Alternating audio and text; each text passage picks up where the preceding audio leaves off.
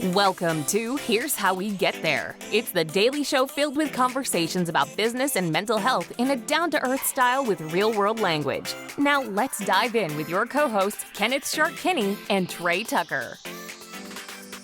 Shark, would you vote for The Rock for president? Absolutely not, and that's because I saw the movie Black Adam. That's all I have to say about that. No. So to set this story up, Washington Post deputy editor David Von Drelly wrote, and forgive me for butchering that, wrote in a column that the WWE wrestler Dwayne "The Rock" Johnson is the best nominee for the U.S. president in 2024. So became a little bit of a viral conversation that went on mainly because people are sick of the idea of Trump and Biden fighting, for the next year. And obviously Dwayne Johnson's got an incredible charisma and personality and, one of the biggest box office sensations on the planet. But if I think about this seriously, and he did help shoot this down, he did talk about this on the podcast he did with Joe Rogan, which Joe Rogan's podcast has just a few more listeners than ours, just a few though. We're catching up. Yeah. Well, we just don't have marijuana in ours, but the, he did help, pull down the temperament on this. Do I think that he probably could do a decent job? Yeah. Cause, considering where we are today, that was another story, but, no, I don't want an actor, I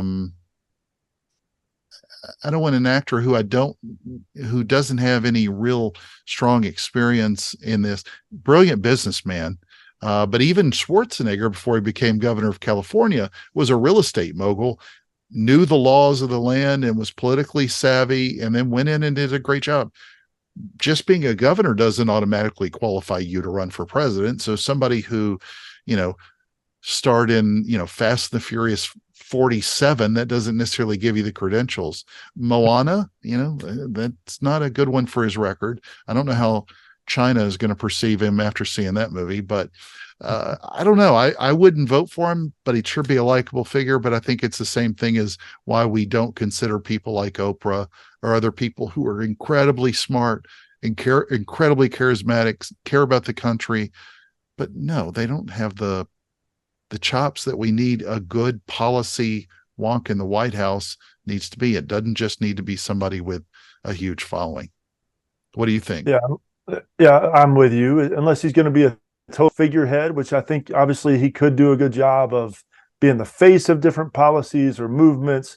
I think if you ask me who I would gamble on to win an election, if he were part of it, I would probably I would gamble on him or bet on him. But yeah, it goes back to this whole trend of let's put celebrities in places of power. I mean, going way back to Ronald Reagan, obviously he worked the political system first, but he was a movie star first. And then I think of Jesse Ventura, he was the governor of Minnesota. Yeah. So, and then Arnold, like you said, Arnold did well as a politician. But yeah, whether it's Oprah or The Rock or whoever else they keep throwing out here, yeah, they probably could win an election. And then what? In fact, I remember Arnold talking about it. It was a very eye-opening experience for him on day one of his governorship in California. He sat down in a chair. He's like, well, what do I do now?